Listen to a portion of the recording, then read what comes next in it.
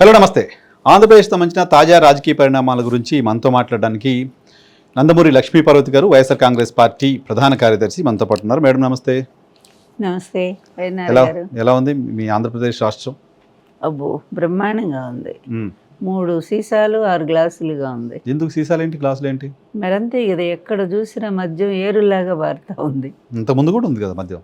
ఎక్కడుందండి? అంతకుముందు జగన్ గారి టైంలో ఎంత కంట్రోల్ ఉందండి. గవర్నమెంటే అమ్మించింది. ఈ మామూలు వాళ్ళు అసలు ఎప్పుడు పడితే అప్పుడు దొరికేది కాదు. ఆ టైమింగ్స్ మెయింటైన్ చేసేవాళ్ళు, రేట్లు పెంచే ఉండేవి. అందుకని అసలు అప్పుడు నిజంగా చాలా నియంత్రణ వచ్చింది ఆంధ్రప్రదేశ్లో. మద్యం మీద నియంత్రణ వచ్చింది. తాగుబోతులు తగ్గారు, కుటుంబాలు బాగుపడ్డాయి. ఒక పరిస్థితి బాగుంది అప్పుడు. పైగా గవర్నమెంట్ ఆ పేద కుటుంబాలు హెల్ప్ చేయటం. అందుకనే కదా జిఎస్టీలో నంబర్ 1 ఆంధ్రప్రదేశ్ వచ్చింది కదా. అట్లాంటి 2 ఏళ్ళు కరోనా ఉన్నా కూడా. కానీ ఇప్పుడు ఏంటండి, జిఎస్టీ మనం చూసాం కదా, లీస్ట్ అన్ని రాష్ట్రాల కంటే అతి తక్కువలో ఉంది ఆంధ్రప్రదేశ్. ఇప్పుడు ఎక్కువ కొంటున్నారు కదా మద్యం. కావాల్సిన మద్యం దొరుకుతుంది వాళ్ళకి. ఎక్కడ క్వాలిటీ మద్యం దొరుకుతుందంట, తక్కువ ధరకు దొరుకుతుందంట. క్వాలిటీ అనేది ఈ మధ్యనే చూసాము. ఎంతమంది చనిపోయారు. మొన్ననే ఒక ఇంజనీర్ చనిపోయాడు కదా, బెంగళూరు నుంచి వచ్చి. ఒక సాఫ్ట్వేర్ ఇంజనీర్, ఇద్దరు వచ్చి రాత్రిపూట తాగారు అక్కడ. అందులో ఒకడు చచ్చిపోయాడు, ఒక హాస్పిటల్లో జాయిన్ అయ్యాడు. మద్యం క్వాలిటీ లేదా? కల్తీ మద్యం ఈ మధ్య అదే కదా పెద్ద కేసులు వచ్చినాయి. దాన్ని కూడా జగన్ మీద నెట్టడానికి కదా వాళ్ళు ప్రయత్నం చేశారు, చంద్రబాబు నాయుడు. కానీ ఎవరి టైంలో ఇప్పుడు కదా జరిగింది. ఎంతమంది చనిపోయారు ఆ కల్తీ మద్యం తాగి. అసలు ఇంకా మనకి అంటే వెలుగులోకి రానటువంటి ఎంతమంది ఏమున్నాయో తెలియట్లేదు కదా. ఇది కల్తీ. రేట్లు మాత్రం పెంచమన్నారు, తక్కువ రేటుకే ఎక్కువ అందిస్తామన్నారు. కానీ ఎంత రేట్లు పెంచారో మనకు తెలియదు అనుకోండి వాటి గొడవ. కానీ జనం చెప్పుకుంటా ఉన్నారు కదా ఈ విపరీతంగా అండి. అంతకుముందు మాకు తెలిసి 40,000 బెల్ట్ షాపులు ఉండేవి. ఏది 14 and 19 మధ్యలో ఉండేది ఇతని హయాంలో. జగన్ గారు వచ్చాక మొత్తం 40,000 షాపులు మూసేశారు. బెల్ట్ షాపులు మొత్తం ప్రభుత్వం. ఎక్కడండి అసలు ఇంకా ఎక్కువైపోయినాయి. ఇప్పుడు 60,000 70,000కో పోయింది. కేవలం ఆంధ్రప్రదేశ్ బ్రతుకుతుంది మద్యం మీద వచ్చే ఆదాయం అనుకోవచ్చు. అది కూడా రావట్లే. ఈ సిండికేట్స్ అంతా కూడా ఏర్పడి ఈ తెలుగుదేశం పార్టీ వాళ్ళు, నాయకులు వాళ్ళు దోపిడీ చేస్తా ఉన్నారు. ప్రభుత్వానికి ఆదాయం మద్యం నుంచి కూడా రావట్లేదు, సరిగ్గా రావట్లేదు. ఏమి నియంత్రణ లేదు అసలు. ప్రభుత్వము నియంత్రణ లేదు, దేని మీద లేదు. ఇసుక అంతే, ఉచిత ఇసుకని పెట్టారు. ఆ ఉచిత ఇసుక ఏమైంది? ఇప్పుడు కూడా చూడండి, లారీలు హైదరాబాద్ వచ్చి అమ్ముకుంటా ఉన్నారు వాళ్ళు. ఆ గ్రామాల్లో కూడా వెళ్తుంటే గ్రామాలు తిడుతూ ఉన్నారు. మొన్న నేను ఏదో గ్రామాన్ని భోజనాన్ని పిలిస్తే నన్ను వెళ్ళాను. నేను వెళితే ఆ గ్రామంలో నుంచి ఎన్ని లారీలు ఇసుక వెళ్ళిపోతూ ఉందో.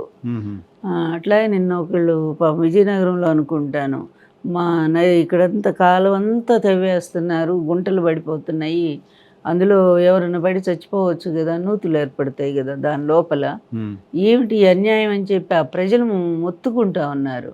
ఎవడు పట్టించుకుంటాడు? మొత్తం ఎట్లా అయిపోయిందంటే అధికారులు వాళ్ళ దారిని వాళ్ళ దోపిడీ వాళ్ళు సాగుతూ ఉంది.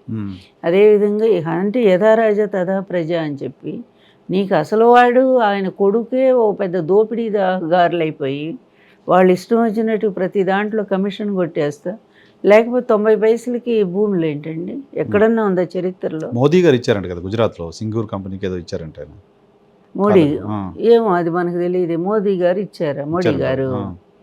అందుకని అది ఆదర్శం తీసుకుని నేను 1000 ఎకరాలు ఇస్తా అని చెప్తున్నారు. ఇప్పుడు పోనీ అట్లా ఇచ్చారని అనుకుందాం. సింగూర్ కంపెనీ అంటే ఎంత పెద్ద ఫేమస్ కదా, దానివల్ల ఎంత ఆదాయం వస్తుంది, ఎంతమందికి ఉద్యోగాలు వస్తాయి కదా. కూడా వస్తాయేమో.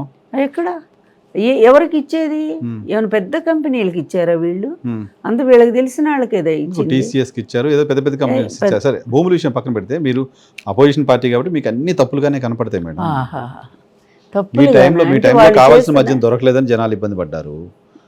6 గంటలు అయితే 7 గంటలు అయితే షాపులు మూసేశారని జనం ఇబ్బంది పడ్డారు. వాళ్ళందరికీ ఇప్పుడు ఫ్లెక్సిబిలిటీ ప్రభుత్వం ఇచ్చింది. కానీ వైసీపీ పైన ప్రధానమైన విమర్శ ప్రభుత్వం వైపు నుంచి చేస్తుంది ఏంటంటే, ఇప్పుడు పవర్ పోయినా ఇంకా బూతులు ఆపట్లేదు వీళ్ళు, బూతులు దాడి చేస్తున్నారు, బూతులు తిడుతున్నారు అని.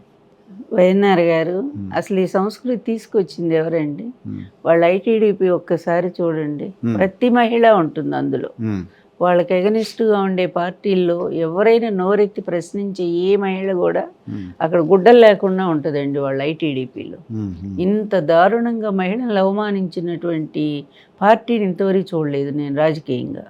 ఇక తండ్రి కొడుకులు ఎగబడి ఎటువంటి మాటలు మాట్లాడారండి జగన్ని ముఖ్యమంత్రిగా. ఆయన లాస్ట్ గవర్నమెంట్లో ఒక ముఖ్యమంత్రిని పట్టుకొని ఎట్లా నువ్వు ఎవడికి పుట్టావో తెలియదని ఒక ప్రతిపక్ష నేత అంత ఒక ముఖ్యమంత్రిని ప్రశ్నించడం ఇది చాలా ఏదైనా వేదంలాగా ఉందా, లేకపోతే మంచి మంత్రాల్లాగా ఉన్నాయా వినటానికి? ఏమండి, ఇంకా ఆయన కొడుకైతే ఆ భాష మనకు రాదు. లండన్ ఎందుకు పోయాడు ఆ భాష మీ అందరికీ తెలుసు. ఒక స్త్రీగా నేను మాట్లాడలేను, అతను మాట్లాడతాడు. ఈయనైతే చెప్పులు తీస్తాడు. ఎవరు వీళ్ళ బానిస ఉన్నాడు కదా పవన్ కళ్యాణ్. ఇట్లా ముగ్గురు విచ్చలవిడిగా ఎవరు ఈ సంస్కృతిని తీసుకొచ్చింది? ఉసిగొల్పి పోలీసులను కొట్టించింది ఎవరు? కళ్ళు పోగొట్టుకున్నారే. ఒక ప్రతిపక్ష నేతగా ఉండి ఎప్పుడైనా జగన్మోహన్ రెడ్డి గారి హయాంలో అంటే ఆయన గవర్నమెంట్లో ఎవరింటి మీదైనా దాడి జరిగిందా? ఒక ప్రతిపక్ష నేత ఇంటి మీద. పట్టాభి ఇంటి మీద దాడి చేశారు. పట్టాభి ఇంటి మీద కాదు, ఆఫీస్ అండి ఇంటి మీద కూడా చేశారు. అది ఎందుకంటే అతను ఎంత భయంకరంగా ఒక సీఎం తిట్టాడు. ఇంటి మీద దాడి చేసి రాళ్లతో కొట్టారండి. వాళ్ళు ఇంట్లో ఫర్నిచర్ కొట్టారు, అన్నీ చేశారు. మీరు కొంచెం చేశారు, వాళ్ళు తగలబెడుతున్నారు, అంతే, తేడా ఏం లేదు. అది ఒక్క పట్టాభి, అది కూడా అతను ఎంత హీనమైన భాష అండి అది. దాని అర్థం తెలిసిన వాళ్ళకి తెలుస్తుంది అదేంటనేది. అట్లా చేసిన వాడిని అరెస్ట్ చేయడానికి పోతే వాడు దొరకడు, దాక్కుంటాడు. అందుకని కార్యకర్తలు ఊరుకోరు కదా, వాళ్ళు గొడవ చేసి ఉంటారు. అదొక్కటే కదా, ఇంకొక ఇన్సిడెంట్ చెప్పండి. తిట్టిన వాళ్ళు ఎంతమంది? అచ్చెన్నాయుడు దగ్గర నుంచి అసలు తెలుగుదేశం వాళ్ళు తిట్టిన వాళ్ళు ఉన్నారా? వాళ్ళ మహిళా లీడర్స్ కూడా ఉన్నారు కదా, వాళ్ళు కూడా జగన్ని ఎంత ఇష్టం వచ్చినట్టు తిట్టారు. ఇంకా ఆయన అయ్యన్న పాత్రుడైతే అసలు వీడు చంపాలి, వీడు ఉండకూడదు భూమి మీద అని వాళ్ళు మాట్లాడతారు. అక్కడేమో ఆయన దగ్గర ఎవరో అన్నారు, పాము ఆయన ఓడిపోయాడు కానీ చచ్చిపోలేదు అన్నారు ఎవరో పక్కన, ఆయన పక్కన అయ్యన్న పాత్రుడు. అయ్యో, మీరు ఒకసారి వినండి. అది కాకుండా అంతకు ముందు ఒకసారి జగన్ లేపేయాలి, ఉండకూడదు. అదేవిధంగా ఖమ్మంలో తల నరికి తెస్తే ఎంతో ఇస్తానని చెప్పి అంబటి రాంబాబుని. ఈ భాష అంతా ఎవరు తీసుకొచ్చారండి? ఈ వైలెన్స్ అంతా ఎవరు? ఆ భాష అటువంటి పేర్లు ఒక 6 పేర్లు మీ పార్టీ నాయకుల పేర్లు కూడా చెప్తా నేను. చెప్పండి. కొడాలి నాని గారు, కొడాలి నాని ఏమన్నాడు? కొడాలి నాని తలకాయలు నరుగుతానన్నాడా ఎక్కడైనా? బూతులు మాట్లాడు కదా. బూతులంటే ఆయన అమ్మమ్మగుడు అనే దానికి ఆయన పేటెంట్ కదండి. అది పల్లెటూరు భాష, ఆయన కదా ఒక అలవాటైనటువంటి భాష అది. అట్లాగే పిచ్చి పిచ్చిగా ఉందో ఇవి ఒక సాధారణమైన భాష. అవన్నీ ఇప్పుడు మీరు అడాప్ట్ చేసుకున్నారా? వైసీపీ అడాప్ట్ చేసుకుని అంబటి రాంబాబు గారు మనం మాట్లాడిన మాటలు కరెక్టేనా మేడం? ఆయనే ఒప్పుకున్నాడు, మనం అంటాం కాదు, మనం ఒప్పుకోవటం కాదు. ఆవేశం. ఇప్పుడు నేను మిమ్మల్ని తిట్టానండి, తిడితే మీ కోపం రాదా? రోషం వస్తుంది కదా. ఫస్ట్ స్టార్ట్ చేసింది ఎవరు? తిట్టడం. పోనీ ఇక్కడ ఒక న్యాయాన్ని మనం ప్రవేశపెడదాము, తిట్టడంలో కూడా ఒక న్యాయస్థానాన్ని పెట్టుకుందాం మనము. ఎవరు స్టార్ట్ చేశారు అసలు? ఆ విధంగా పోస్టర్లు వేయటం కరెక్టేనంటారు? ఎంత ఇల్లీగల్ అండి. చట్ట విరుద్ధమైనటువంటి పనులు గవర్నమెంట్లో ఉండి మీరు చేస్తూ అది తప్పు అని చెప్పిన వాళ్ళ మీద పిచ్చి బూతులతో దాడి చేయిస్తూ ఉంటే ఆవేశం ఆపుకోలేక ఆయన ఒక మాట అన్నాడు అని కూడా తన తప్పు తను తెలుసుకుని సంస్కారం ఉంది గనక ఆయన వెంటనే సరిదిద్దుకున్నాడు. క్షమించాలి, నేను పొరపాటున అనకూడదు, నేను పెద్దవాడిని, అయినా నోరు ఇదైంది నాకు, ఆవేశంలో అన్నాను నేను అని ఆయన తన తప్పు పశ్చాత్తాపం వేయించాడు. కానీ ఈ రాస్కెల్స్ అండి ఏమైనా ఎక్కడైనా సరే ఇంత భయంకరంగా ఒక ఎమ్మెల్యే అండి, ఒక బాధ్యత ఎమ్మెల్యే ఏంటి, అది ఆపాలి. నిజానికి మళ్ళీ కూడా చేస్తామంటే వీళ్ళు రౌడీలా లేకపోతే ఒక శాసనసభ్యులా అండి? ప్రజలు ఎన్నుకుంటే వచ్చినటువంటి మీరు ఆ ప్రజలకు అండగా ఉండాలి. అందులో ప్రతిపక్షం అంటే మీ ప్రజలే కదా. ప్రతిపక్షంలో ఉన్నటువంటి వాళ్ళు కూడా ఆ రాష్ట్రంలో ఉండే ప్రజలే కదా. అందరికీ ముఖ్యమంత్రి కదా, అందరికీ ముఖ్యమంత్రి కదా. ఆయన ఒక్క తెలుగుదేశానికి ముఖ్యమంత్రి కాదు కదా, ఒక్క తెలుగుదేశానికి ఎమ్మెల్యేలు కాదు కదా, మీరు మంత్రులు కాదు కదా. మీరు ఒక బాధ్యతలోకి వచ్చిన తర్వాత రాష్ట్రం అంతా మీ క్రింద ఉన్నట్టే. అందువల్ల వాళ్ళకి ఏ విధమైన వాళ్ళ హక్కులకు భంగం కలగకూడదు. మీరే అబద్ధాలు సృష్టిస్తున్నారు అపోజిషన్ మీద. దాన్ని రక్షించుకోవటానికి అబద్ధాల మీద అబద్ధాలు ఆడతారు. అదేమిటని ప్రశ్నిస్తే చాలు వెంటనే వాళ్ళ మీద దాడులు చేస్తారు, ఇళ్ళు తగలబెడతారు. ఇట్లాంటి రాజకీయం ఎవరైనా గతంలో ఎప్పుడు నాకు తెలిసి చేయలేదండి. ఒక్క బీహార్లో జరిగాయని విన్నాము మనము. బీహార్లో ఈ నితీష్ కుమార్ రాకముందు లాలూ ప్రసాద్ యాదవ్ ఉన్నప్పుడు మాత్రం అక్కడ ఎక్కువ గూండాగిరి ఎక్కువగా నడుస్తూ ఉండేది. ఈ డెకాయిట్స్ ఎక్కువగా ఉండేవాళ్ళు, దోపిడీ చేస్తుండేవాళ్ళు, మళ్ళీ వాళ్ళని ప్రభుత్వం రక్షిస్తూ ఉండేది. అది నా ముందే జరిగింది ఒక ఇన్సిడెంట్ కూడా అప్పుడు రాంచీలో. అందువల్ల అట్లా జరిగింది. కానీ అదే సంస్కృతిని ఈరోజు ఎవరి వల్ల వచ్చింది? ఏమీ తెలియని ఒక అజ్ఞాని అతను వచ్చి పరిపాలన రేపు కాబోయే ముఖ్యమంత్రి అనుకుంటాను, అతనికి నువ్వు పగ్గాలు అప్పచెప్పేస్తే ఈ రెడ్ బుక్ ఏంటండి? అసలు ఎక్కడైనా ప్రజాస్వామ్య వ్యవస్థలో నాయకుడిని అంత పెద్ద మాట అంటే కోపం వస్తుంది, బీపీ వస్తుంది, వాళ్ళకి ఇంటి మీదకి ఎవరో వచ్చి కార్యకర్తలు రాలేస్తారు. దానికి లోకేష్ ఏం చేస్తారు, చంద్రబాబు ఏం చేస్తారు? అసలు ఈ మొట్టమొదటి రెడ్ బుక్ రాజ్యాంగాన్ని రాష్ట్రంలో ప్రవేశపెట్టింది ఎవరు? వైఎన్ఆర్ గారు ఓపెన్ గానే ప్రకటించే కదా. మీరు అధికారం కావాలని చెప్పి ప్రమాణ స్వీకారం చేయకుండా కొంత గడువు తీసుకొని ఈ గడువు లోపల ఎంతమందిని చంపారండి? అండ్ మళ్ళీ ప్రభుత్వం వస్తే ఇవి తప్పులుగా అవుతాయి అని చెప్పి అప్పటికప్పుడే మంగళగిరిలో ఒక అతన్ని చంపేశారా, బైకులతో గుద్దించి చంపారా, రాయలసీమలో చంపేశారా, అలాగే రాషిద్ని చంపేశారా వినుకొండలో, ఇలా చెప్పుకుంటూ పోతే ఎన్నండి. అలాగే ఆ మానభంగాలు ఎన్నండి. అసలు ఆడపిల్లలు, చిన్న చిన్న పిల్లల మీదండి, ఎస్సీ బాలికల మీద ఎటువంటి దారుణాలు జరిగితే ఒక్కడిని అరెస్ట్ చేశారండి. మరి ఇదంతా రెడ్ బుక్ రాజ్యాంగం కదండి. ఎందుకంటే అతను ఓపెన్గా అని చెప్పాడు కదా, మీరు ఎవరైనా ఎన్ని అయినా నేరాలు చేయండి, ఘోరాలు చేయండి, నేను వాళ్ళకి పదవి ఇచ్చి మంచి స్థానం ఇస్తాను పార్టీలో అని చెప్పి ఓపెన్గా అనౌన్స్ చేసింది. ఎన్ని కేసులు ఉంటే అంత పెద్ద పదవి, ఎన్ని కేసులు ఉంటే అంత పెద్ద పదవి అంటే మరి రెచ్చిపోరండి వాళ్ళు. కానీ నష్టపోయేది రేపు ఆకారే వాళ్లే కదా పాపం. వీళ్ళేమో ఎక్కడో ఎస్కేప్ అయిపోతారు, గవర్నమెంట్ మారితే ఏ దేశమో పారిపోతారు, వాళ్ళకేం డబ్బు ఉంది, పలుకుబడి ఉంది. అందువల్ల ఈరోజు నష్టపోయేది ఎవరు? సామాన్యులు నష్టపోతారు. ఏంటి అసలు మనం ప్రశ్నించుకుందాము. ప్రజాస్వామ్య వ్యవస్థలో ఒక ముఖ్యమంత్రి స్థానంలో ఉండేటువంటి వ్యక్తి, వీళ్ళు వచ్చిన దగ్గర నుంచి ఇటువంటివన్నీ కూడా ఈ వైలెన్స్ చాలా దారుణంగా పెరిగింది. అలాగే ఒక ప్రభుత్వమే విచ్చలవిడిగా మద్యాన్ని అమ్మించడం న్యాయం అంటారా? తాగండి చావండి అని ఒక ప్రభుత్వమే జూదశాలలు, అలాగే పేకాట క్లబ్బులు, వాళ్ళ ఎమ్మెల్యేలు ఇష్టం వచ్చినట్టు ఓపెన్గా కూడా ఆడిస్తూ ఉన్నారు పేకాటలు. అలాగే అక్కడికక్కడే పెట్టి రోడ్డు మీద పెట్టి అమ్మేస్తున్నారు మద్యం అనేది. మన కోడి పందాలు ఏంటండి? కోడి పందాలు అనేది ఒక సంస్కృతి, ఈ తెలుగు సంస్కృతిలో ఒక భాగం. ఎందుకంటే ఆ రోజుల్లో పాపం కష్టపడి పనిచేసినటువంటి రైతులు వీళ్ళంతా కూడా సరదాగా ఆడుకునేవాళ్ళు. ఆ పందాలు వేసి గెలిచిన వాళ్ళు ఆనందం, ఇట్లా ఊరంతా కలిసి ఆనందం పంచుకునేవాళ్ళు. చక్కగా అరిసెలు వండుకొని ఏదో పంచుకునేవాళ్ళు. అట్లాంటి కోడి పందాలని వీళ్ళ టైంలో మొన్న చూస్తే ఎంత అసహ్యమండి. ఒక అశ్లీల, అసభ్య, అర్ధనగ్నమైనటువంటి డ్యాన్సులు పెట్టి స్వయంగా ఎమ్మెల్యేని నీ జాకెట్ తీసేయనేటువంటి ఒక నీచమైన భాషతో మాట్లాడుతూ స్త్రీని, ఎంత వాళ్ళు పాపం డబ్బుల కోసం వస్తే మాత్రం అట్లా స్త్రీలను అవమానం చేయొచ్చా అండి వేదిక మీద? ఇంత దారుణంగా ఎక్కడైనా ఎప్పుడైనా ఈ సంస్కృతి చూసామా? మీరు చెప్పండి ఒక్కటి దీని సమాధానం. అది కాక ఒక ప్రతిపక్ష నేత బలంగా ఉంటే ఉండనివ్వండి, మీ బలం ఏంటో ప్రజల ద్వారా చూపించుకోవాలి, అంతే కదా. మీరు ప్రజలకి ఏమైతే హామీలు ఇచ్చారో వాటిని నెరవేర్చండి, అప్పుడు ప్రజలు అటెందుకు పోతారు? మీ వైపే ఉంటారు కదా. మీరేమో హామీలు భారీగా ఇస్తారు ఎలక్షన్ ముందు, ఇచ్చి దాన్ని వచ్చిన తర్వాత వాటిని నెరవేర్చడంలో విఫలమైపోతారు. ఇప్పుడు ఇచ్చినటువంటి 6 ఫార్ములా పోయింది, ఎక్కడ పోయిందో పోయింది, అది వేరే విషయం. ప్రతిదీ కూడా ఒక డైవర్షన్ కోసం ఒక్కో సీన్ క్రియేట్ చేయటం.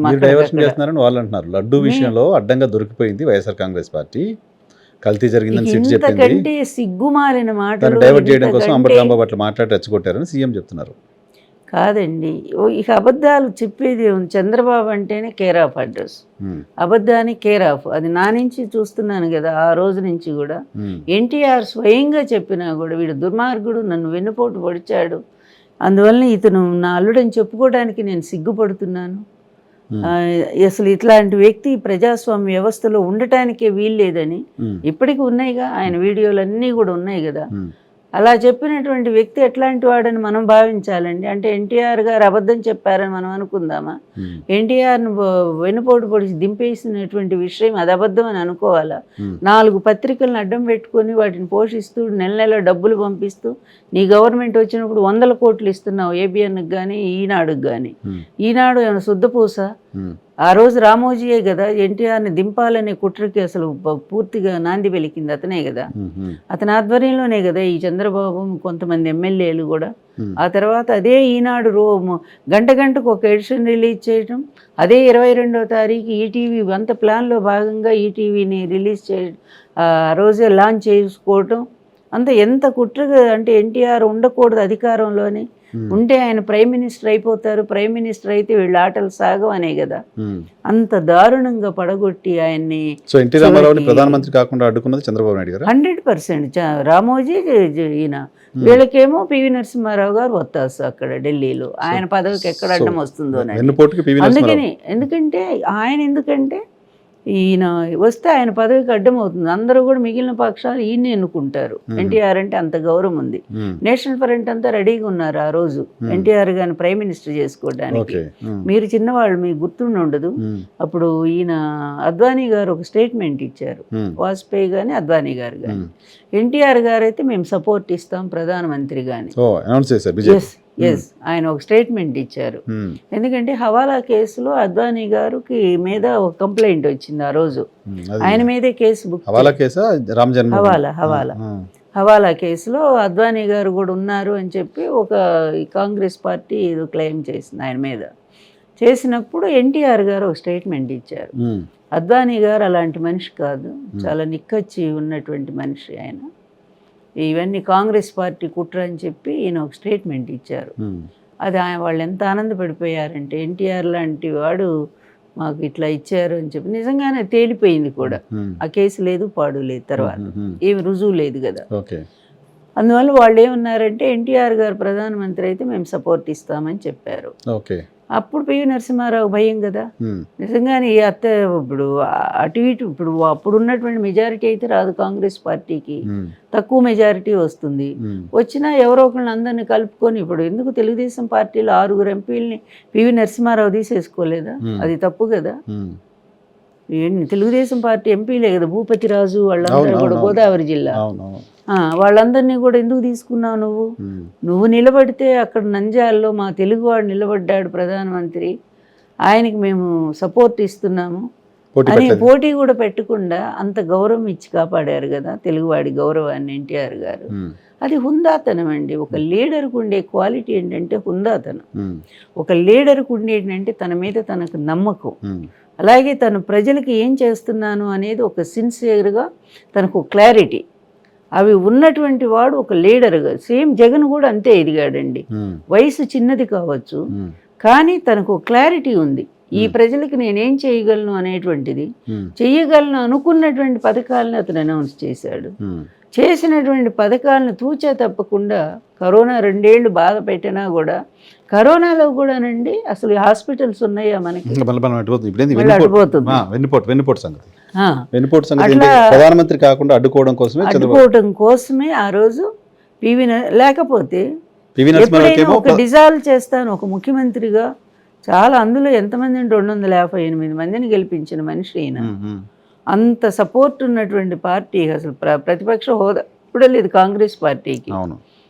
2 సభ్యులు ఇండిపెండెంట్ వాళ్ళకి కలిసి అప్పుడు ప్రతిపక్ష హోదా వచ్చింది. ఆయన 26 అయ్యారు, 24 వాళ్ళు గెలిచింది.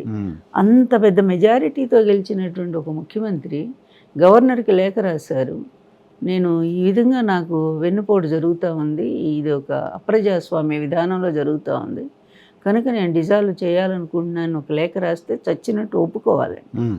ఈ గవర్నర్ కృష్ణకాంత్ ఏమో PV Narasimha Rao right hand, socialist అతను పేరుకి.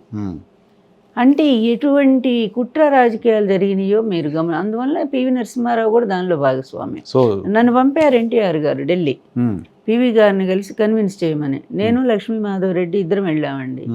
వెళితే నాకు ఆయన అపాయింట్మెంట్ ఇవ్వాల. అంతకుముందు ఆయన వెళ్ళినప్పుడు అతి గౌరవంగా చేసి తెగ మర్యాదలు చేసి అక్కడ తేనీటి విందు ఇచ్చి మాకు అంత మర్యాద చేశారు. ఆయన మేము ఉగాదికి మా ఇంటికి ఆహ్వానించాము. ఎందుకంటే ఐ రెస్పెక్ట్ దట్ పర్సన్. నాకు ఎప్పుడూ కూడా ఆయన వైదుష్యం మీద చాలా గొప్పవాడు. 8-9 భాషలు అనర్గళంగా మాట్లాడగలడు, దాంట్లో రాయగలడు కూడా. అంత కృషి చేసిన మనిషి మన దేశ ప్రధానుల్లో ఎవరూ లేరు. చాలామంది పైట్స్ ఉన్నారు. వాజ్పేయి గారు కూడా మంచి పైట్ అండి. అట్లాగే రామ్ మనోహర్ లోహియా నాకు చాలా ఇష్టమైనటువంటి పార్లమెంటేరియన్ అండి ఆయన. అంత గౌరవం ఉంది మాకు పివి నరసింహారావు గారి మీద. కానీ ఈ చర్య తర్వాత నాకు I last that respect. Because అది కరెక్ట్ కాదు అసలు. నువ్వు ఆయన గవర్నర్ని కంట్రోల్ చేసావు. అలాగే ఇంకొక విషయం చెప్తా. ఎప్పుడైతే శ్రీకాకుళం నుంచి వచ్చాక వీళ్ళు వైస్రాయ్ హోటల్ అన్నారో 25th ఎన్టీఆర్ గారు 5 మంత్రుల్ని పార్టీని సస్పెండ్ చేస్తూ గవర్నర్కి లేఖ రాశారు. లేఖ రాస్తే ఏం చేయాలండి? ఒక ముఖ్యమంత్రిగా అప్పటికి ఇంకా దిగిపోలేదు కదా, తన మంత్రులు ఆయన తీసుకునే హక్కు తనకు లేదా? అలా కాకుండా ఈయన పంపిన లెటర్ తర్వాత 1 గంట తర్వాత ఇంతమంది ఎమ్మెల్యేలు ఉన్నారని ఫోర్జరీ సంతకాలతో మాకు 100 మందో 120 మందో ఉన్నారని ఒక అబద్ధపు లేఖ వాళ్ళు పంపిస్తే దాన్ని యాక్సెప్ట్ చేసి దీన్ని పక్కన పడేశారు. అంటే ఎవరు నడిపించారు దీని వెనకండి? ప్రతిదీ కూడా వెన్నుపోటీ. కాంగ్రెస్ పార్టీతో చంద్రబాబు నాయుడు గారికి అప్పటి నుంచి సంబంధాలు ఉన్నాయా? అసలు అతను కాంగ్రెసే కదండి. అతను ముఖ్యమంత్రి అయినాక 96లో అతనే అనౌన్స్ చేశాడు కదా అసెంబ్లీలో, నాలో ఇప్పటికి కూడా కాంగ్రెస్ బ్లడ్ ఉందని అసెంబ్లీలోనే అనౌన్స్ చేశాడు కదా. ఇప్పటికి కూడా 50% ఎంత నాది కాంగ్రెస్ రక్తమే అన్నాడు కదా.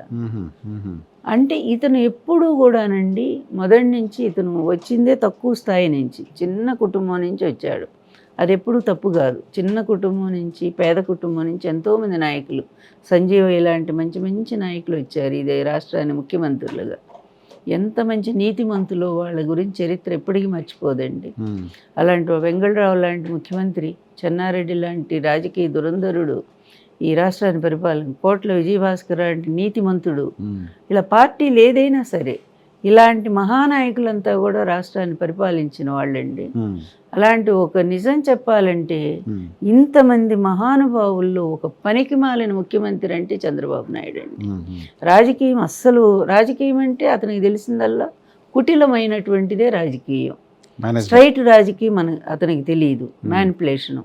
బికాజ్ ఆఫ్ అతని బలం అతనికి తెలుసు, తన వీక్నెస్ తనకి తెలుసు, తనకి అట్రాక్షన్ లేదు ప్రజల్లో ఎప్పుడూ కూడా. అందువల్లనే ఎప్పుడూ కూడా ఈ విధంగా అడ్డదారితోనే తను వెళ్ళాలని అనుకుంటాడు మొదటి నుంచి. అదొకటి యాంబిషస్ అండి అతనికి. ఏంటి, తను పెద్ద మిలీనీర్ అయిపోవాలి, బ్రిలీనీర్ అయిపోవాలి ఈ దేశంలోనే, బిల్ గేట్స్ ఆ స్థాయిలో తను సంపాదించాలనేది అతను చిన్నప్పటి నుంచి కనే కళ అది. ఆ కళను నెరవేర్చుకోవడానికి ఏ దారైనా తొక్కుతాడండి. దానికోసం ఏమి బాధపడ్డు, భయపడ్డు, మనం విమర్శించిన సిగ్గుపడడు. లేకపోతే ఇప్పుడు స్కిల్ స్కామ్ చూసాము ఓపెన్గా. ఈడీనే కదా ఫస్ట్, అసలు సెంట్రల్ గవర్నమెంటే కదా కేసు పెట్టింది, సెంట్రల్ జిఎస్టీ కదా. మరి అది అంత ఓపెన్గా దొరికిన కేసుని ఎంత డైరెక్ట్గా ఒక ముఖ్యమంత్రి ప్రజల డబ్బుని ఆ విధంగా 350 కోట్లు దారి మళ్లించడం అంటే అదే కాదండి. 14 నుంచి 19 వరకు అతని కాలంలో దాదాపు నేను చెప్పడం కాదు, మన బీజేపీ నరసింహారావు ఉన్నారు కదా, ఆయన జీవీఎల్ నరసింహారావు గారు, ఏది ఆ డబ్బు 1,00,000 కోట్లు, 1,00,000 కోట్లకి లెక్కలు చెప్పలేదండి వీళ్ళు, లెక్కలు చెప్పలా. ఏదో సందర్భంలో ఆయన అన్నాడు కదా చంద్రబాబు, నాకేం తక్కువ, నాకు 1,00,000 కోట్లు సంపాదించానని చెప్తున్నా. అంటే సందర్భం గుండా చంద్రబాబు నాయుడు గారు అతను చేస్తున్న ఒక 2 ఎకరాల పెద్ద మనిషి 1,00,000 కోట్లు ఎలా సంపాదించాడనే దానికి సమాధానం లేదా? ఆ కేసు నాది అదే కదా. అతని అఫిడవిట్లోనే మనం చూస్తే ఎలక్షన్ ఓపెన్ అండి ఇది. అతని అవినీతి ఎలా కొండలాగా పెరుగుతూ వచ్చిందో tehelka.com నుంచి మీరు ఈ రోజు వరకు చూస్తే అతని అన్నీ కూడా, అతను వేలెత్తి చూపిన వాళ్ళు ఎవరున్నారా? ఇటీవల కూడా అదేది ఏదో ఏడిఆర్ కూడా రిపోర్ట్ ఇచ్చింది కదా, రిచెస్ట్ సీఎం ఇండియాలోనే. అది ఏది ఓపెన్ 900 కోట్లకి, కానీ లక్షల కోట్లు. అందువల్ల ఇంకా నాకు డౌట్ ఏ బిజినెస్ పర్సన్ లేరు ఆయనతో సమానంగా ఈరోజు డబ్బులు. అంబానీలంతా పాపం ఓపెన్ వ్యాపారాలు చేసి వాళ్ళంతా అనౌన్స్ చేస్తూ ఉన్నారు. వాళ్ళ స్థాయి మించి ఇతను సంపాదించాడు. నాకు ఎప్పటి నుంచో డౌట్ ఏంటంటే బాబు గారు ఎన్టీ రామారావు గారిని దింపే టైంలో కుటుంబ సభ్యులందరినీ మేనేజ్ చేసుకున్నాడు కదా. దగ్గుబాటి గారు ఎట్లా జరిగిందో మాట్లాడుకున్నాం కదా. ఇంతమంది ఇప్పుడు దగ్గుబాటి వెంకటేశ్వరరావు గారు అప్పుడు ఆయన వ్యతిరేకించారు, తిట్టారు, పుస్తకాలు రాశారు అని రాశారు. ఇప్పుడు చంద్రబాబు నాయుడు బెటర్ అని చెప్తున్నారు ఆయన. అంటే హరికృష్ణ గారు గతంలో వ్యతిరేకించారు, తర్వాత హరికృష్ణ గారు వచ్చి టీడీపీలో రాశారు తీసుకున్నారు. ఇంతమందిని మేనేజ్ చేసి తన వైపు తెచ్చుకున్నారు బాబు గారు. మిమ్మల్ని ఎప్పుడు అప్రోచ్ అవ్వలేదా మీరు కూడా వచ్చేసేయండి అని? లక్ష్మీ పార్వతితో కూడా చంద్రబాబు మంచోడని ఒక స్టేట్మెంట్ ఇప్పిస్తే ఈ జన్మకు నాకు ఇంక ఇచ్చాలు అని అనుకుంటారేమో. ఆయన ప్రయత్నం చేయలేదు? చేశారు. మీకు ఓపెన్గానే చెప్తున్నాను. ఎన్టీఆర్ గారు చనిపోయిన తర్వాత ఇతను ముఖ్యమంత్రి అయినాక ఓ రోజు ఆయన దగ్గర నుంచి ఫోన్ వచ్చింది నాకు. బాబు గారి దగ్గర నుంచి ఫోన్ వచ్చింది. అమ్మా మీరు ఒక్కరు ఏం చేస్తారు, ఈ రాజకీయాలు మీరేం పోరాడతారు, ఇవన్నీ మీకెందుకు, శుభ్రంగా మీరు మీ అబ్బాయిని తీసుకొని ఏ దేశం వెళ్ళాలనుకుంటే అక్కడికి వెళ్ళి సెటిల్ అయిపోండి, నేను అన్నీ మీకు ఏర్పాటు చేస్తాను మీకు, ఇవన్నీ మీరు ఎందుకు పెట్టుకోవడం. అప్పటికి ఇంకా పార్లమెంట్ ఎన్నికలు రాలా, మన హవా చాలా ఉంది ఢిల్లీలో. ఇక అసలు ఆయన ఎవరు అరుణ్ శౌరి లాంటి వాళ్ళు పెద్ద వ్యాసాలు రాశారు, లక్ష్మీపార్వతి బ్రహ్మాండం గెలుస్తుంది, సానుభూతి అంతా ఆమె పట్లే ఉంది అనేది. అంత స్థాయిలో ఉంది నాది పేరు. ఆ టైంలో ఇతను ఫోన్ అనమాట. అంటే చెప్పాను నేను, ఇక నా భర్త బాధకి ఇక దానికి నిర్వచనం నేను ఇంకేమి చెప్పలేనట్ట, ఆయన బాధను నేను అర్థం చేసుకోలేనట్ట. బాబు మీకేం తెలుసు ఆయన పడ్డ బాధ ఏంటో, అవమానం ఏంటో, నేను కళ్ళారా చూశాను, అది నాలో ఉండిపోయింది ఆ బాధని, దానికోసం నేను ఫైట్ చేస్తాను. ఏం పోని నాకేం పెద్ద గెలుస్తానో లేదో కూడా నాకు నమ్మకం లేదు, అయినా నా ఫైటింగ్ అయితే నేను ఆపలేను బాబు అని చెప్పాను. నేను ఓపెన్గా అని చెప్పేశాను. ఇంకా ఫోన్ పెట్టేశాడు. రెండోసారి ఇంకోసారి కూడా ఫోన్ చేశాడు. డాక్టర్ వెంకటేశ్వరరావుకి రాజ్యసభ ఇస్తా ఉన్నప్పుడు మా పార్టీ నుంచి, అప్పుడు కూడా ఫోన్ చేసి ఇవ్వద్దు అతనికి. అసలు అదేంటో ప్రతిదానికి అడ్డం పట్టం ఏంటో అసలు ఆయనే డిసైడ్ చేస్తుంది. అట్లా మా ఆఫీస్లో వాళ్ళందరినీ మేనేజ్ చేశాడు కదా అప్పుడు కూడా. అదే కదా అసలు మా వంటమ్మాయి కూడా వాళ్ళ తరపునే, అతని తరపునే అందరికి వెళ్ళిపోతాయి. ఇతని పద్ధతి ఏంటంటే అతను తెలుసుకున్నది ఒక్కటే రహస్యం, డబ్బుతో ఏదైనా చేయొచ్చు అనేది అతనికి అర్థమైనటువంటి విషయం ఇది. నిజంగా కూడా అతను డబ్బుతోనే అన్ని పార్టీలను కొంటాడు, అన్ని పార్టీలు అతని వ్యక్తులు ఉంటారు, అవసరమైతే ఆ పార్టీలో పంపిస్తాడు. తను రేవంత్ రెడ్డి ఎవరి మనిషి, ఆయన మనిషి కదా. అలాగే బీజేపీలో ఉండే వాళ్ళంతా ఎవరు, సీఎం రమేష్ వాళ్ళంతా అతని మనుషులు కాదు. ఇతని మాట వింటున్నారా, వాళ్ళ మాట వింటున్నారా? అందువల్ల అతని రాజకీయం అనేది ఇలా డిఫరెంట్, డబ్బుతో ఏదైనా చేస్తాను అనుకుంటాడు, సక్సెస్ అవుతున్నాడు ఆ విధంగానే. కాదని నేను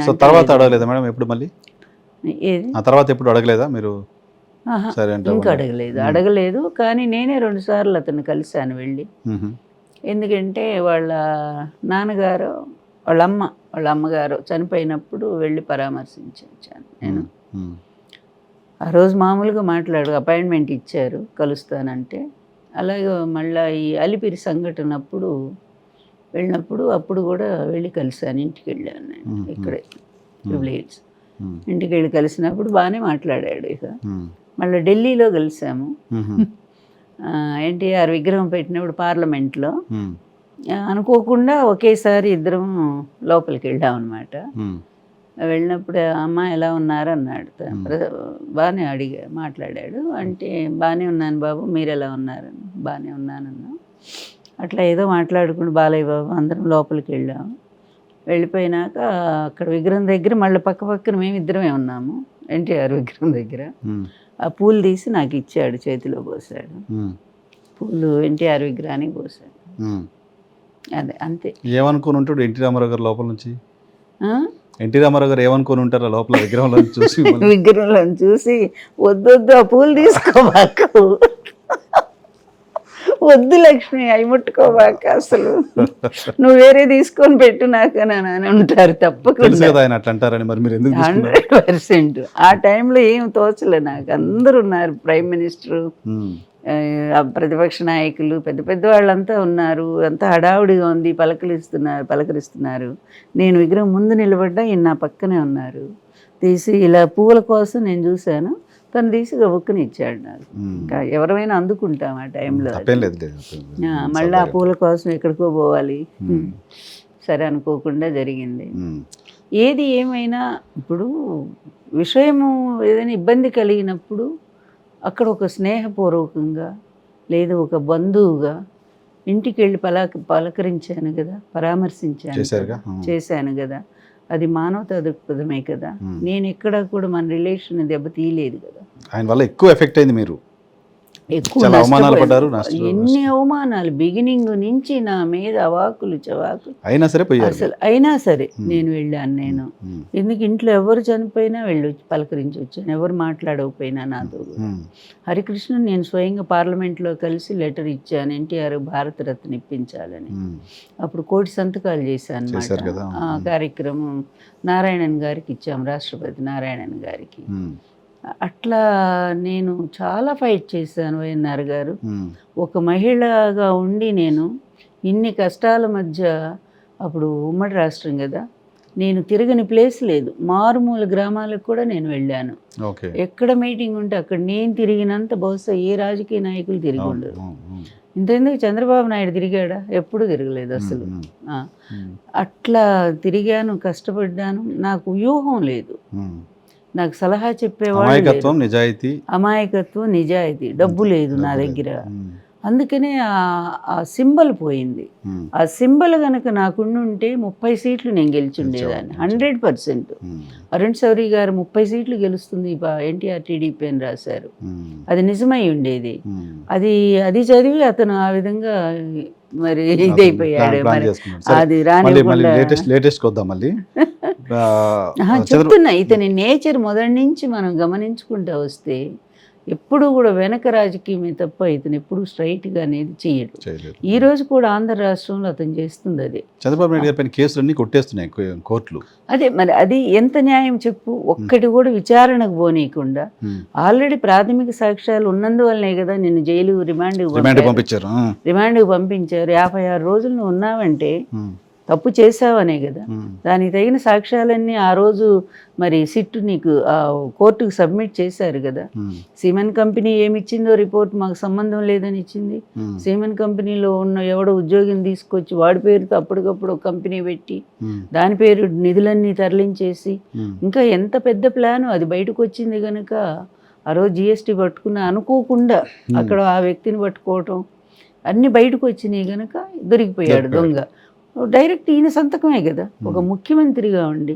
ఆ రోజు కూడా అధికారులు ఒప్పుకోలేదు కదా, చెప్పారు కదా ఆయన, రమేష్ గారు చెప్పారు, తర్వాత ఇంకో అధికారి కూడా చెప్పారు, ఆయన మేము ఇష్టపడలేదు ఇదని వాళ్ళు రాసింది క్లియర్గా ఉంది కదా. మరి ఇంత ఓపెన్గా దొరికిపోయినటువంటి దొంగ మళ్ళీ నేను చాలా పతివ్రతని, నాకేమీ అంటదు. కోర్టులు కొట్టేస్తున్నాయి కదా, కోర్టులు కేసులు తీసేస్తున్నాయి కదా.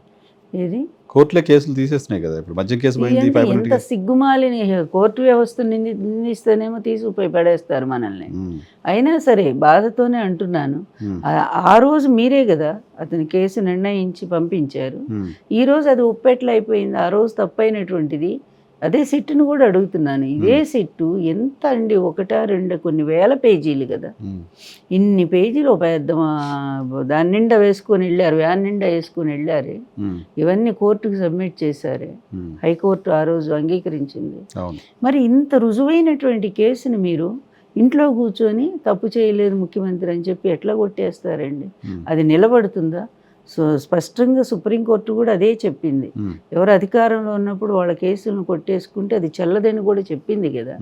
అయినా అట్లా ఎట్లా చేస్తారు? ఒక్కటే, ఈయనకు అనుకూలమైన జడ్జిని తెచ్చుకుంటారు. ఈరోజు సీజే కూడా ఈయనకు అనుకూలమైన మనిషే. ఒకనాడు మనకు తెలుసు అమరావతి ఇష్యూలో ఆయన ఏం మాట్లాడారనేది, మళ్ళీ ఆయనే వచ్చారు. ఎందుకు ఆపాదించకూడదని జరుగుతున్నాయి అదే కదా ఈరోజు. అందువల్ల హైకోర్టులో కొట్టేస్తే ఇక కేసే లేదు కదా వీళ్ళకి. ఆ ధైర్యంతోనే ఈరోజు సిట్ ముందు ఏసీబీ కోర్టు కొట్టేస్తుంది, తర్వాత హైకోర్టుకి వెళితే హైకోర్టు కొట్టేస్తుంది. చూద్దాం, జడా శ్రవణ్ గారు పాపం పోరాడుతున్నారు. అది ఏం చేస్తుందో హైకోర్టు ఇచ్చే తీర్పు మీద మనకి నమ్మకం కలుగుతుంది. ఏం చెప్పారు? ఈ రోజు ఉన్నట్టుంది. సో కేసులు కొట్టేయడం మళ్ళీ రీఓపెన్ కాకపోతే అంతే కదా. అంటే ఇప్పుడు హైకోర్టు కూడా కొట్టేసింది అనుకో, కొంచెం కష్టమే మళ్ళీ ఆ కేసులు కొట్టేని రీఓపెన్ కేసులు ఇప్పుడు మీరు చేసిన కేసులు చాలా కొట్టేయలేదు, మీ దగ్గర డబ్బులు లేవు, ఫైట్ చేయలేకపోయారు, అట్లే అట్లే అట్లే అట్లే ఆగిపోయినాయి కదా. ఆగిపోతాయి. ఆ. అందుకని జడాశ్రవణ్ గారికి నేను ఫోన్ చేశాను ఒకసారి, ఏమవుతుంది ఈ కేసులు ఏంటంటే, ఏమో మేడం నా ప్రయత్నం నేను చేస్తున్నాను, ఒక్క కేసు అయినా అలా పెండింగ్లో పెట్టగలిగితే గవర్నమెంట్ మారాక దాన్ని మళ్ళీ చేసుకోవచ్చు, అది స్ట్రాంగ్ అవుతుందని చెప్పారు సమాధానం. అది లేకుండా చేయడానికి అతని ప్రయత్నం అస్సలు నిస్సిగ్గుగా అండి, నువ్వేమి తప్పు చేయలేదనుకున్నప్పుడు ఆ రోజే నువ్వు నిలబడాలి, నిలబడకుండా అదేది పార్టీ 1A 17A ఆయన ఎంత పెద్ద లూద్రానా, ఆయనకి ఇప్పుడేమో ప్రజల సొమ్ము దోచి పెడతా 10 కోట్లు ఇచ్చారంట కదా గవర్నమెంట్. అసలు నీ కేసు అయినప్పుడు ప్రజల సొమ్ము ఎట్లా ఇస్తావు నువ్వు, ప్రభుత్వ సొమ్ము ఎలా ఇస్తావు అతనికి, నీ పర్సనల్ లాయర్ కదా అతను, ముఖ్యమంత్రి నీకేమైనా తక్కువ. అప్పుడు అంతే. ఆశ్చర్యం ఏంటంటే నాకు బాధ కలిగించిన విషయము, ఎన్టీఆర్ గారి మీద ఎన్టీఆర్ గారు కేసు వేశారు, కేసు వేస్తే ఆయన పెద్ద పెద్ద వాళ్ళు, ఇప్పుడు నాకు వాళ్ళ పేర్లన్నీ కూడా ఆ రోజు చాలా ఫేమస్ లాయర్స్ వాళ్ళని తీసుకొచ్చి ఆయన గవర్నమెంట్ సొమ్ము వాళ్ళకి ఇచ్చాడు, వాళ్ళ ఫీజులు. నారీమన్ ఉండేవాళ్ళు అప్పుడు చాలా పెద్ద, ఇద్దరు చాలా ఫేమస్. ఎన్టీఆర్ గారు పాపం ఆయన పేరు ఏదో ఉంది, చెన్నై నుంచి ఆ లాయర్ని తెచ్చుకున్నాడు, ఆయన ఎందుకు పనికి రాలేదు ఈ కేసులో, మళ్ళీ ఢిల్లీ నుంచి పెట్టారు. కానీ ఎన్టీఆర్ ఇంట్లో సొమ్ము ఇచ్చుకోవాల్సి వచ్చింది. పార్టీ అధ్యక్షుడు, ముఖ్యమంత్రి గెలిచిన మనిషి, ఆయన ఇట్లా అన్యాయం జరిగింది, నేను 5గురిని పార్టీని సస్పెండ్ చేశాను, సస్పెండ్ చేసిన వాడిని గవర్నర్ ఎలా యాక్సెప్ట్ చేస్తాడు? అంటే ఆ జడ్జి ఏమైనా న్యాయం చేశారండి, ఆ సీజే ఏమైనా న్యాయం జరిగిందండి? ఎందుకు అనకూడదండి? వ్యవస్థలో లోపాలు ఉన్నప్పుడు ఎవరైనా ఆ జడ్జిమెంట్నే అంటున్నాం మనం, జడ్జిమెంట్నే మనం అంటున్నాం. అటువంటి జడ్జిమెంట్ ఎట్లా ఇచ్చారు? ఆ రోజు మీకు బెంగళూరులో కూడా వాళ్ళంతా కూడా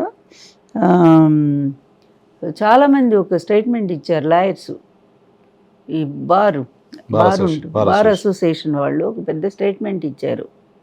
ఏంటంటే ఇది ఒక చరిత్రాత్మకమైనటువంటి జడ్జిమెంట్గా మేము చూడబోతున్నాము, నిజంగానే 5గురిని పార్టీని సస్పెండ్ చేసినప్పుడు మళ్ళీ అదే వ్యక్తులు ఆ పార్టీకి అధ్యక్షుడు ఎలా అవుతారు?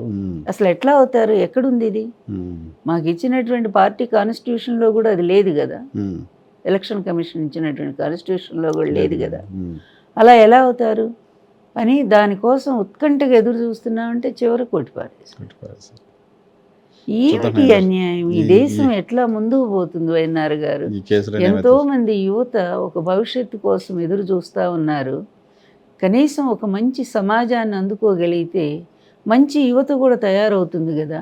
అట్లాంటి యువతనేమో ఈ పెడమార్గాలు పట్టిస్తూ తాగండి చావండి అంటూ విచ్చలవిడి మద్యం అమ్మకాలు చేస్తూ, వాళ్ళకేమో తీసుకొచ్చి రికార్డు డ్యాన్సులు ఇవన్నీ కూడా చూపిస్తూ, మొన్న ఏంటండి జగన్మోహన్ రెడ్డి గారి టైంలో విద్యకి ఆయన ప్రాధాన్యత ఇచ్చి నాడు నేడు క్రింద స్కూల్స్ బాగు చేసి పిల్లలందరినీ బడికి పంపిస్తే, మొన్న అదే స్కూల్ పిల్లల్ని తీసుకొచ్చి అక్కడ డ్యాన్సుల దగ్గర ఎగిరిస్తున్నారండి.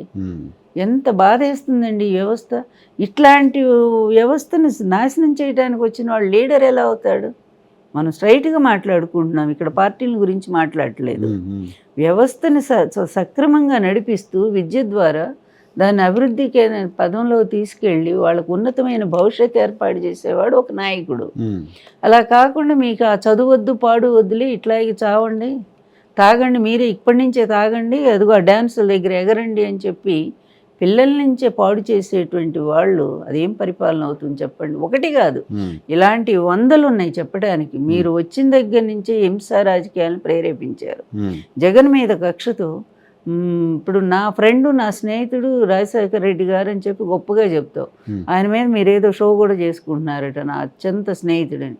మళ్ళీ ఆయన అభిమానులు నీ వైపు రావటం కోసం, అత్యంత అభిమానులు మీ ఇద్దరు అంత స్నేహితులైతే రాజశేఖర రెడ్డి నీ మీద ఎందుకు కేసు పెట్టాడు అప్పుడు? నీ కరప్షన్ మీద అంత స్నేహితులే అయితే. తర్వాత రామచంద్రరావు ఏదో మేనేజ్ చేసి తీసేశారు, అది వేరే విషయం. అలాగే అంత స్నేహితుడు అయితే, అంత స్నేహితుడు కొడుకు ఆయన చనిపోగానే ఆ కొడుకు మీద ఎందుకు కేసు పెడతావు? దొంగ కేసు, అది కూడా నిజాయితీ లేదు కదా. మరి ఎక్కడ మీ ఇద్దరికి అంత పెద్ద గొప్ప ఫ్రెండ్షిప్ చెప్పండి? ఆయన నీ మీద కేసు పెడతాడు, నువ్వు ఆయన కొడుకు మీద కేసు పెడతావు, ఇది ఆ ఫ్రెండ్షిప్ మీ ఇద్దరికి? ఏపీలో వైఎస్ఆర్ కాంగ్రెస్ పార్టీ భవిష్యత్తు ఉందా? లేదని అనుకుంటున్నారు. వైసీపీ నాయకుల మాటలు, వైసీపీ నాయకుల బయటికి రావాలంటే భయపడే పరిస్థితి ఇవన్నీ చూస్తున్నాం కదా. ఎవ్వరూ భయపడలేదండి. ఇప్పుడు ఎంతమందిని వాళ్ళు అరెస్ట్ చేస్తూనే ఉన్నారు కదా. కొన్ని వందల మంది ఉన్నారు మా పార్టీ కార్యకర్తలు జైళ్లలో మగ్గుతున్నారు. ఇప్పటికి కూడా పెద్ద పెద్ద లీడర్సే ఉన్నారు కదండి. చెవిరెడ్డి మొన్న వచ్చాడు బయటికి, కాకాణి వచ్చాడు మొన్న. ఇంత పెద్ద లీడర్సే కదండి. వంశీ, అలాగా నాని దొరకలేదు అనుకోండి. ఇట్లా వీళ్ళని ఎంత వేధించి పెట్టారండి కేసులు. వంశీ చేసిన తప్పేంటి చెప్పండి. అదేదో అసలు ఆయన ఆఫీస్ ముందుకే పోలేదు ధర్నాకి, కానీ ఆయన ఆ కేసులో ఇరికించి పెట్టారు.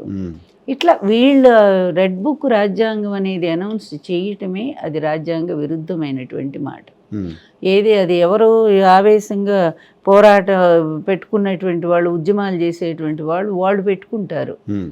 ఏది అది కూడా రాష్ట్ర ప్రగతి కోసమో ప్రయోజనాల కోసమో ఒక పోరాట సమితిని పెట్టుకొని మేము నిజంగానే మాది రెడ్ బుక్ రాజ్యాంగాన్ని మేము నడిపిస్తాము, అన్యాయాన్ని ఏరిపారేస్తాము, అధర్మపరులను చీల్చి చెండాడుతామని నక్సలైట్లలాగా వాళ్ళు పెట్టుకుంటే దాన్ని ఏదో ఎవరు పట్టించుకోరు.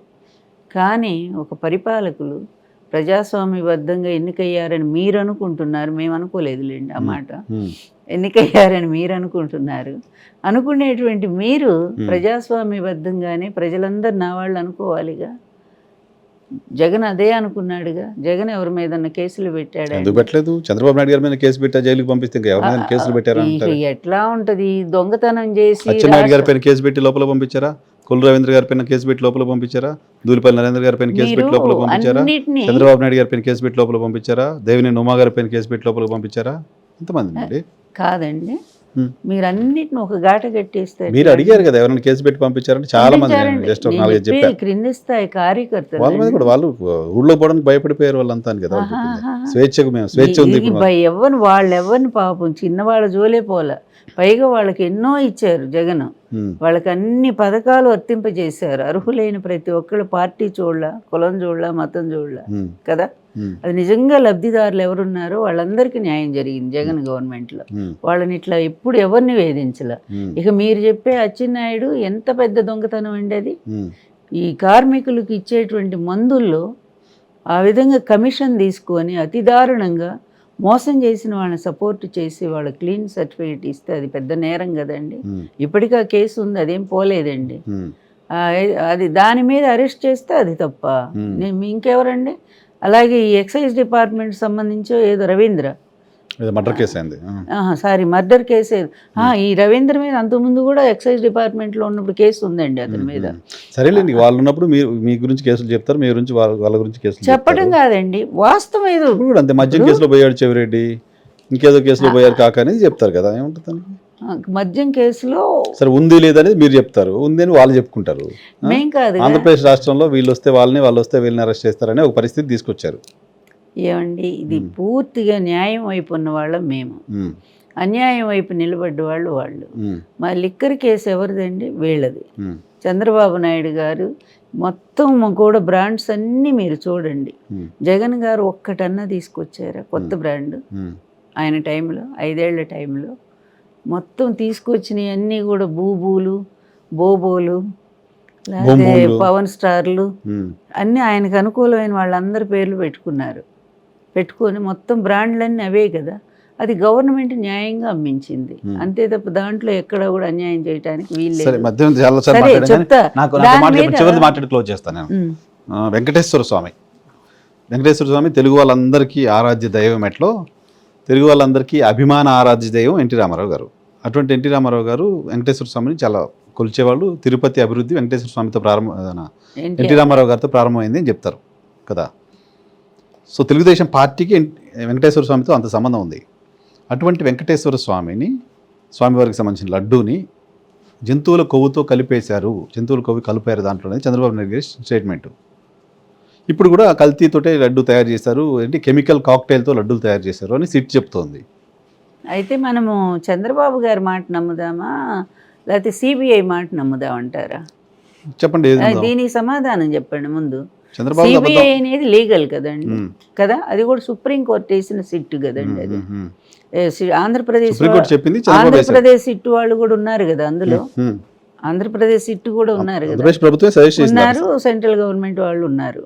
ఉండి వాళ్ళంతా ఇన్ని రోజులు కూడా చాలా తీవ్రంగా పరిశోధన చేసి ఎక్కడెక్కడ శాంపిల్స్ అనేది తెప్పించి పరీక్షలకు పంపించి అన్నీ చేసి తేల్చి వాళ్ళు రిపోర్టు సుప్రీంకోర్టుకి సబ్మిట్ చేశారు. అది సుప్రీంకోర్టు ఇచ్చింది. ఇచ్చిన దాంట్లో చాలా క్లియర్, మీరు చెప్పినటువంటి పంది కొవ్వు, మీరు చెప్పిన ఆవు కొవ్వు, లేకపోతే చేప కొవ్వులు, ఇలాంటి కొవ్వులు ఏమీ లేవు. ఉంటే వనస్పతి లాంటిది ఏదన్నా కల్తీ ఉంటే ఉండొచ్చు అన్నారు. అన్నిటికీ మించి ఎప్పుడు ఏ టైంలో వచ్చి నెయ్యి అండి, ఏ నెయ్యి అయినా సరే మీకు అది టెస్ట్కి పోతేనే కదా, ప్రతిరోజు టెస్టే కదా, ఆ టెస్ట్లో అది కల్తీ అయితే అసలు సంబంధం ఏంటండి ఈ నెయ్యికను? ఆ రోజు ఏఆరా అదేది ఏఆర్ డైరీ కదా, చెన్నైది కదా, దాని పేరు ఎక్కడ పక్కకు పోయింది? వాళ్ళు కేసు కూడా వేశారు కదా తమిళనాడులో, మేము చేయలేదు అట్లాగని చెప్పి. మరి వీళ్ళు అసలు దాని పేరు ఎందుకు ఎత్తట్లేదు? బోలేబాబాని తీసుకొచ్చారండి ముందుకి. బోలేబాబా వీళ్ళ టైంలోనే, మొన్న వచ్చింది కూడా వీళ్ళ టైంలోనే, జూన్లోనే కదా వచ్చినప్పుడు. అది కల్తీ ఉందంటే స్వయంగా ఈవోనే చెప్పాడు, అందులో వనస్పతి ఏదో కలిసింది, వెనక్కి పంపేశామని. ఇంకా లడ్డూల్లో ఎప్పుడు వాడారు? ఏ నెయ్యి అయినా సరే పరీక్షకి నిలబడితేనే వాడుతున్నారు. లేనప్పుడు ఎవరు తప్పు అవుతుంది? వీళ్ళదే కదా, ఎందుకంటే వీళ్ళ గవర్నమెంట్ కదా, వీళ్ళు పెట్టిన ఈవోనే కదా. అట్లాంటి దాన్ని తీసుకెళ్ళి ఎప్పుడో జగన్ గవర్నమెంట్కి, ఆ జగన్ గవర్నమెంట్లో ఉన్న నెయ్యిని మీరు చూడలేదుగా, అదెవరు టెస్ట్కు పంపలేదు కదా. పంపనప్పుడు మీరు వాళ్ళే చేశారని సుబ్బారెడ్డి గారి మీద, కరుణాకర్ రెడ్డి, ఇది రాజకీయ కక్ష అనేది క్లియర్గా కనిపిస్తుంది కదా. అది కూడా ఎందుకో మాకు తెలుసు, A20 ఫాము ఎలక్షన్ అది సబ్మిట్ చేయాల్సింది వీళ్ళు చేయలేదు. చాలా మోసం జరిగింది ఈవీఎంల ద్వారా. ఆ టైంలో దాన్ని డైవర్ట్ చేయటం కోసం అప్పుడు దీన్ని వాడారు. ఎందుకంటే ఒక భయంకరం ఇది, ఎందుకంటే పెద్ద సంచలనం కదా. శ్రీవారి లడ్డులో పెద్ద అబ్బో ఆవు ఇది కొలిసింది అది ఇదనంటే అసలు అల్లకల్లోలం అయిపోతుంది కదా. కానీ ఆశ్చర్యం ఏంటంటే భక్తులు ఎవరు దాని మీద స్పందించలే. అప్పుడు కూడా మొత్తం చర్చ అంతా నాయకుల్లో జరిగింది, టీవీల్లో జరిగింది, ఓ పెద్ద ఇష్యూగానే జరిగింది. కానీ మీకెవరు భక్తులు కొనుక్కోకుండా ఉన్నారా? శుభ్రంగా ఆ రోజే కొనుక్కొని వాళ్ళు హ్యాపీగానే వెళ్ళిపోతూనే ఉన్నారు. అందువల్ల మీరు చెప్పేది అబద్ధమని భక్తులు ఆ రోజే రుజువు చేశారండి. కానీ ఈ పవన్ కళ్యాణ్ కూడా కాపులు ఎంతో నమ్మి నీ పక్కన నిలబడ్డారు. మాకేది ఇన్నాళ్ళకు మంచి లీడర్ వచ్చాడని, ఆ వాల్యూస్ నువ్వు నిలబెడితే ఆ కాపుల గౌరవం పెరుగుతుంది కదా పవన్. కానీ నువ్వు అతనితో కలిసి అతనికంటే భయంకరంగా ఇంకా అబద్ధాలు చెప్పి, అతను ఒక అబద్ధం చెప్తే నువ్వు దాని 1,00,000 లడ్లు అయోధ్యకే పంపించావు, మెట్లన్నీ గడిగేశావు, తిరుపతికి వెళ్ళి పొర్లు దండాలు పెట్టావు. ఇన్ని ఓవర్ యాక్షన్లు, నువ్వు సినిమా యాక్టర్గా ఎన్ని యాక్షన్లు చేస్తే నీకు ప్రజలు మెచ్చుకుంటారు, కానీ రాజకీయ నాయకుడు కూడా ఇన్ని యాక్షన్లు చేయటం నీకు అవసరమా? నువ్వు అసలు ఏం సందేశం మీ వాళ్ళకి ఏమి ఇవ్వాలనుకుంటున్నావు? నువ్వు ఇట్లా ఎదగగలవా? ఒక మంచి లీడర్గా నువ్వు ఎదగగలవా?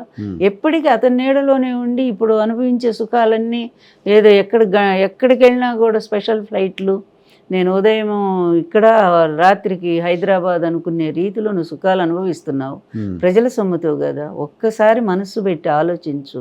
ఎంతో కష్టపడి మీ కుటుంబం అంతా పైకి వచ్చారు. మీ అన్న ఎంత కష్టపడ్డాడో ఆ రోజుల్లో నువ్వు ఒకసారి ఆలోచించు. అలాగే మీరందరూ కూడా ఒక కానిస్టేబుల్ పిల్లలు. అట్లాంటి కుటుంబం నుంచి, చిన్న కుటుంబం నుంచి వచ్చిన మీరు ఈ స్థాయికి ఎదిగారంటే మీ కృషి ఉంది. సినిమా రంగంలో మీ కృషి ఉంది, మీ అన్నయ్య ఆశీస్సులు. ఆయన నిజంగా మంచి నటుడు. ఎన్టీఆర్ తర్వాత మళ్ళీ అంత ఇమేజ్ వచ్చింది చిరంజీవి గారికి. ఆయన నీడలో నువ్వు కూడా ఎదిగావు. అది నిలబెట్టుకోవాలంటే మంచి పేరు తెచ్చుకోవాలి కదా. ఈ దరిద్రుడు పక్కన చేరి, ఈ చంద్రబాబు నాయుడు పక్కన చేరి నువ్వు అతని అబద్ధాలకు వంతపాడుతూ, నిన్ను నమ్మి నీకు వెనక నిలబడ్డాడు. ఏనాడు కమ్మ కాపు గలవరండి అంత ఎగనెస్ట్ పల్లెల్లో. అలాంటిది మొదటిసారి నీ కోసం వాళ్ళు ఓటేశారండి, కాపులంతా కమ్మాళ్ళతో కలిసి ఓటేశారండి. అట్లాంటి వాళ్ళ గౌరవాన్ని నిలబెట్టి నువ్వు నోరెత్తి ఒక్కసారి కూడా ప్రశ్నించవా? ఇలాంటి అన్యాయాలు జరిగినప్పుడు కనీసం ఇది తప్పు అని చెప్పి నువ్వు ఆ నాయకుడికి చెప్పలేవా? ఓపెన్గా నువ్వు మాట్లాడలేవా? నీ పార్టీ అమ్మాయి ఎవరు, లాయరు అమ్మాయి పేరు రజనీ గారు ఎంత ధైర్యంగా మాట్లాడింది. అటువంటి సామాజిక బాధ్యత కూడా మీకు లేదా? అదొక సామాజిక బాధ్యత కదా. ఈ విధంగా ఇప్పుడు మీరు ఎవరితో పోరాడుతున్నారు? జగన్తో కాదు, శ్రీవారితో పోరాడుతున్నారు, వెంకటేశ్వర స్వామితో పోరాడుతున్నట్టుంది. ఇది ఇట్లాగే కల్తీ జరిగింది, ఏమయ్యా నీ లడ్డు బాగాలేదు, నీ లడ్డు కలుషితం అయిపోయింది, నీ లడ్డు కలుషితమైన లడ్డు భక్తులు తింటున్నారని మాటి మాటి కలుషిత లడ్డు అని చెప్పి వెంకటేశ్వర స్వామిని ఆక్షేపిస్తున్నట్టుంది తప్ప ఇది జగన్ ఆక్షేపిస్తున్నట్టుగా లేదు. ఎందుకంటే అది జగన్ టైంలో జరగలేదు, మీ టైంలోనే జరిగింది. దాన్ని కప్పిపుచ్చుకోవడానికి మీరు ఎంత చేసి మళ్ళీ అది పోయిందిగా. సిబిఐ రిపోర్ట్ వచ్చింది, పోయింది. నమ్ముతారా మేడం జనాలు జగన్మోహన్ రెడ్డి టైంలో ఏదో జరిగిందనే దాన్ని? ఎవ్వరు నమ్మలేదండి. నేను చెప్పానుగా, నమ్మి అసలు లడ్డులో కల్తీ జరిగిందనేదే జనం నమ్మలేదండి. నమ్మలేదు కనుకనే ప్రతిరోజు కూడా లడ్ల అమ్మకాలు బ్రహ్మాండంగా జరిగింది. 1,00,000 లడ్లు అయోధ్య పంపించారని వీళ్ళంతా ప్రచారం చేసుకుని అక్కడ 1,00,000 లడ్లు హాయి కొనుక్కొని తినేశారు.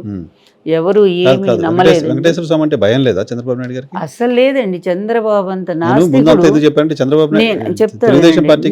నేను ఆయన ఆరోపించటం కాదు, ఈయన స్వయంగా ముఖ్యమంత్రి అయిన తర్వాత 96లో ఆయనే శాసనసభలో ఏం చెప్పారంటే, నా కృషి తప్ప నాకు ఏ దేవుడిని గురించి నేను ఆలోచించను, నాకు వాటి జోలు నేను పోను కూడా, నేను ఎప్పుడు కూడా పని చేస్తాను, కష్టపడి పని చేస్తాను, నేను పైకి రావాలనుకుంటాను, అంతే తప్ప నాకు ఏ నమ్మకాలు లేవు అని చెప్పి స్వయంగా ఆయన చెప్పిన మాటలు ఇప్పుడు కూడా రికార్డులో ఉంటాయి.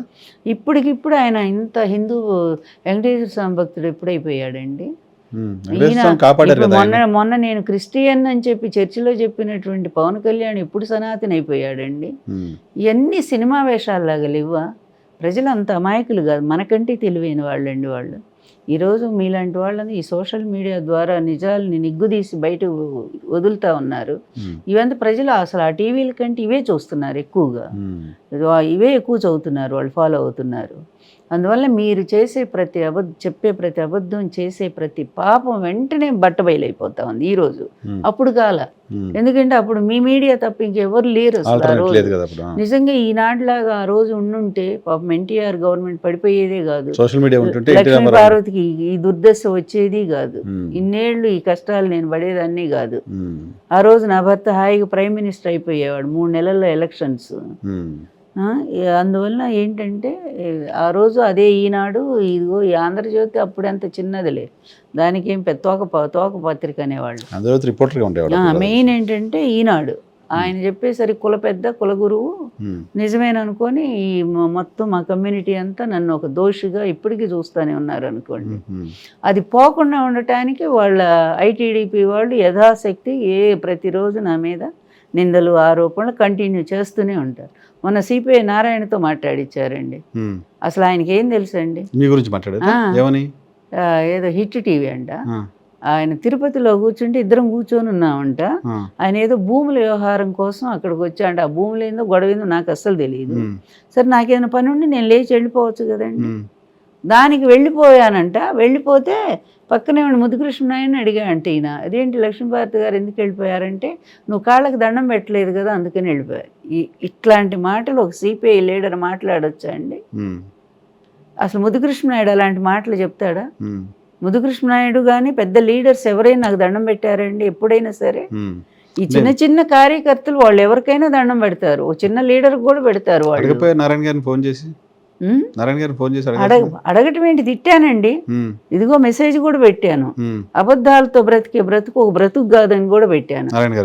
నారాయణ భార్య నా ఫ్రెండ్ అండి, ఆమె వసుమతి, ఒకే ఊరు మాది, క్లాస్మేట్స్ మేము, డియర్ ఫ్రెండ్స్ అండి, మేము చాలా క్లోజ్ ఫ్రెండ్స్ ఇద్దరం కూడా.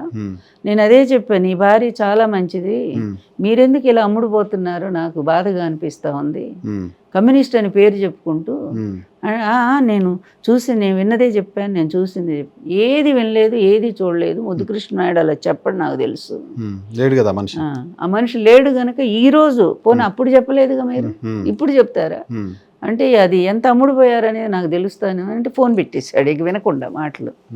తప్పండి, ఇలాంటి పెద్దవాళ్ళు కూడా వ్యక్తిత్వాలను చంపుకొని ఇంత హీనంగా, ఈమె వల్లే పోయింది, ఆయన అప్పుడు చంద్రబాబు చేయటం కరెక్టేనని స్టేట్మెంట్ దాంట్లో అర్థమైపోయింది. చంద్రబాబు అట్లా అధికారం తీసుకోవడం కరెక్టేనంట, లక్ష్మీపార్వతి జోక్యం వల్ల అంట. సమర్థించారు, సిగ్గెక్కుడు. నేను అదే అన్నా, నేను మీ ఆడపడుచునే కదా, మీ గెలుపు కోసం ప్రతి నియోజకవర్గం కష్టపడి తిరిగానే. 36 మంది ఎప్పుడైనా మీ జీవితంలో గెలిచారా? వీళ్ళ జీవితంలో ఎప్పుడైనా అన్ని సీట్లు ఆంధ్రప్రదేశ్లో వచ్చినాయా అండి? బతిలాడారే మీరు ఆ రోజు, అమ్మ మా నియోజకవర్గం రండి, వారిని తీసుకొని రండి, మీరు రండి అని బ్రతిమలాడితే ప్రతి నియోజకవర్గం తిరిగాం. ఆయన ఉన్నారు కదా మన విద్యాసాగర్ గారి బ్రదర్ రాజేశ్వరరావు గారు కరీంనగర్, చెన్నమనేని రాజేశ్వరరావు గారు, ఆయన బాగా ఉండేవారు. నేను బాబాయ్ ఏదో పిలిచేదాన్ని.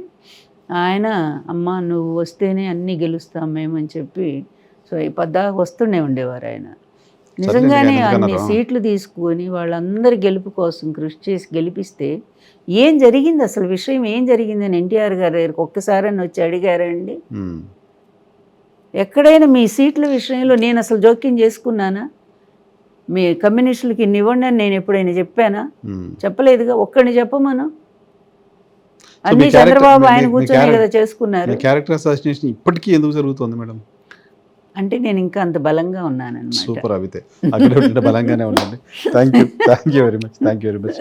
ఇది లక్ష్మీపార్వతి గారితో స్పెషల్ చిట్ చాట్ చూస్తూనే ఉండి డిఆర్ టీవీ.